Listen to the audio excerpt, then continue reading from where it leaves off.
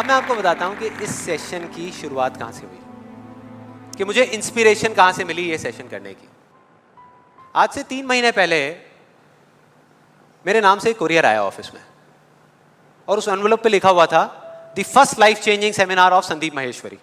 तो जब मैंने उसको देखा तो मुझे लगा किसी ने मजाक किया है, क्योंकि मुझे अच्छे तरीके से याद था कि जो मेरा फर्स्ट लाइफ चेंजिंग सेमिनार हुआ था वहां पे सिर्फ 20-25 लोग बैठे हुए थे एक छोटे से कमरे में और किसी के हाथ में कोई कैमरा नहीं था। तो मेरे को लगा कि ऐसे ही किसी ने वो किया है, लेकिन फिर पता नहीं मेरे मन में क्या आया, मैंने उस वीडियो को प्ले कर दिया और जैसे ही मैंने वो वीडियो देखनी शुरू करी तो मेरे तोते उड़ गए। मैंने कहा यार, मतलब था मैं ही स्क्रीन के ऊपर, लेकिन लग मुझे ऐसा रहा था जैसे मैं किसी और को देख रहा हूं। और देखता रहा। जैसे ही वो वीडियो खत्म हुई उसी टाइम मैंने ये ठान लिया, मैंने ये डिसाइड कर लिया कि अब चाहे कुछ भी हो जाए, अपनी लाइफ के इतने बड़े फेलियर को मैं अपने तक नहीं रखने वाला, इसको शेयर करूंगा पूरी दुनिया के साथ।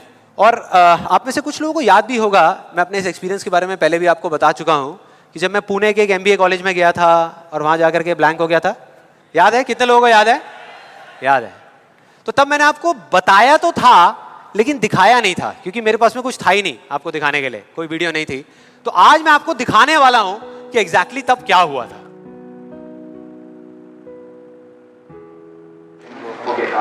Good afternoon, everybody. Just call me Sandeep, don't call me sir. And just a few confessions before I start off this session. The first one is, please don't look at me like this with all these frowning faces, because that makes me nervous. And to be honest with you, this is the first time that I am speaking in front of so many people. And second thing is,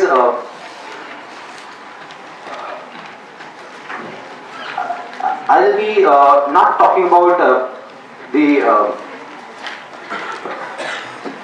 theory part of it. I'll actually focus more on the practical side of how I did whatever I did.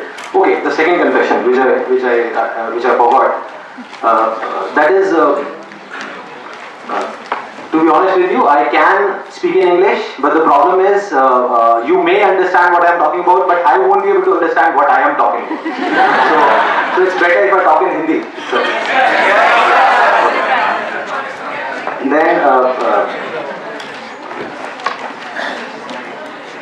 coming on to the point directly,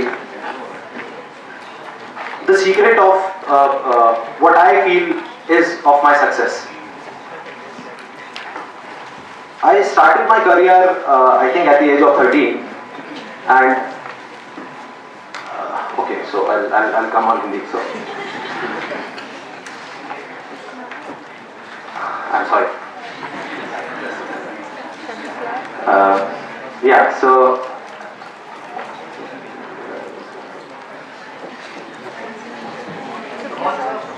yeah, I'll do it.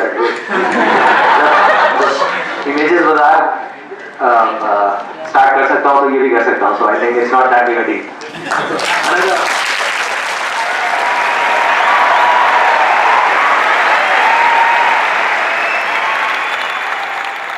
आपने देखा मेरी क्या हालत हुई थी? I think सबका यही हाल होता है जब वहाँ पे स्टेज पे जाते हैं, इतने सारे लोग सामने बैठे होते हैं, सबका यही होता है। तो जब मैंने ये वीडियो देखी तो मेरे दिमाग में सिर्फ एक ही चीज़ चल रही थी, सिर्फ एक, कि ऐसा क्यों हुआ कि मैं अपना इतना बड़ा मजाक उड़वाने के बाद भी बाज नहीं आया, और क्या वजह है कि मैं वहां से यहां तक आ गया। लेकिन मुझे ना इसका एग्जैक्ट जवाब नहीं मिल रहा था, मतलब मुझे समझ नहीं आ रहा था कि इसके पीछे वजह क्या है। और फिर फाइनली एक दिन वो वजह समझ आई। मैंने एक कहानी पढ़ी कहीं पर, और उस कहानी के जब मैं अंदर तक गया तो मेरे को समझ आया कि हाँ, ये वजह है। ये कहानी है 2 बच्चों की जो एक गांव में रहते थे। उनमें से एक 6 साल का था और एक 10 साल का। दोनों बहुत अच्छे दोस्त थे, बिल्कुल शोले के जय और वीरू जैसे। दोनों हमेशा साथ साथ रहते, साथ साथ खेलते, साथ साथ खाते पीते, साथ साथ नहाते धोते, नहीं धोते नहीं, ये थोड़ा ज़्यादा हो गया। तो एक दिन वो दोनों गांव से थोड़ा दूर निकल गए और खेलते खेलते उनमें से जो बड़ा बच्चा था 10 साल वाला, वो एक कुएं में गिर गया और जोर जोर से चीखने चिल्लाने लग गया। क्योंकि उसको तैरना नहीं आता था। अब जो दूसरा बच्चा था छोटा सा 6 साल का, उसने अपने आसपास में देखा और उसको कोई नजर नहीं आया, उसको कोई नहीं दिखा जिसको कि वो बुला सके हेल्प के लिए। और फिर उसकी नजर पड़ी एक बाल्टी पे जिस पे एक रस्सी बंधी हुई थी। उसने एक सेकंड भी वेस्ट नहीं किया, उस बाल्टी को उठा करके कुएं में फेंक दिया और अपने दोस्त को बोला कि पकड़ ले इसको। उसके दोस्त ने पकड़ा और वो अपनी पूरी ताकत लगा करके पागलों की तरह उसको खींचने लगा। खींचता रहा, अपनी पूरी जान लगा दी उसने। छोटे से बच्चे ने, 6 साल के और 10 साल के बच्चे ने उस बाल्टी को पकड़ा हुआ था। खींचता रहा और तब तक नहीं रुका जब तक उसने अपने दोस्त को बचा नहीं लिया, जब तक वो बाहर नहीं आ गया। अब यहां तक तो ठीक था, यहां तक तो ये कहानी समझ आती है। लेकिन हुआ क्या कि जैसे ही ये 2 बच्चे जब दोनों एक हो गए, जब बाहर आए और आकर के गले मिल रहे, रो रहे और खुश हो रहे, एक तरफ से उनको डर भी लग रहा था।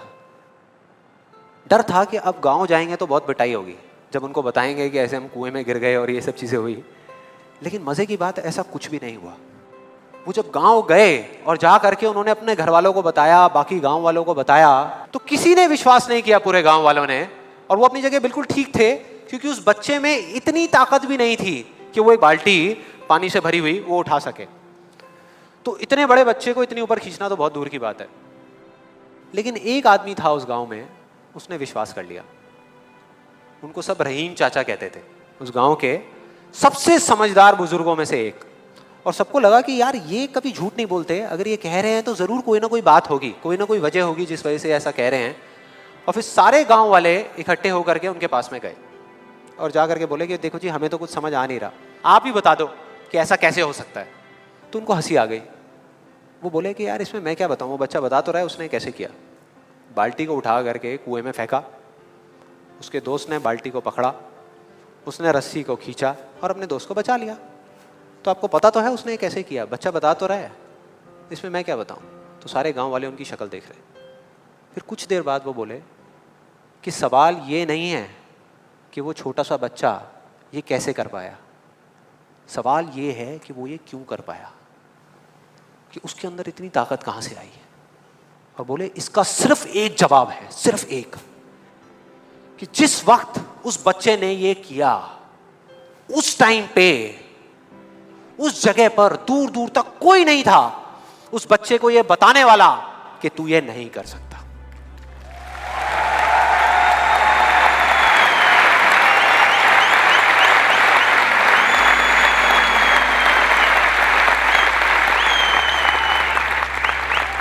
बोले कोई नहीं था, कोई नहीं, यहां तक कि वो खुद भी नहीं, वो खुद भी नहीं।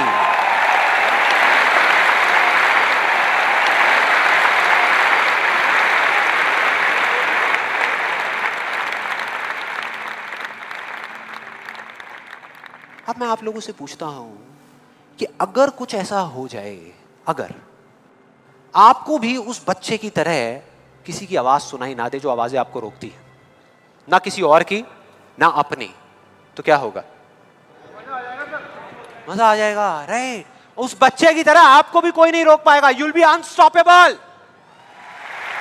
राइट? यस और नो? यस और नो?